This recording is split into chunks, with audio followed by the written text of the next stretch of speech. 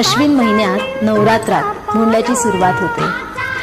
भोंडल्या खेळताना समोरासमोर उभ्या असलेल्या हत्तींचं चित्र काढलं जातं. हत्तींच्या सोंडेत माळ असते.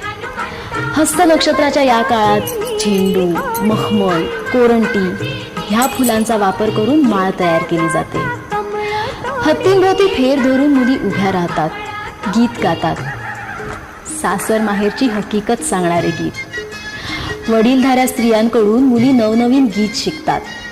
खिरापतही असते ओळखण्यासाठी. सगळ्या जणी अगदी मनापासून आनंद लुटत असतात.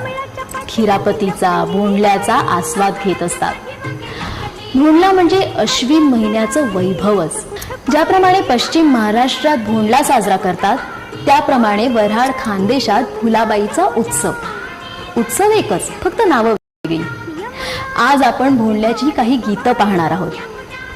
चला तर मग.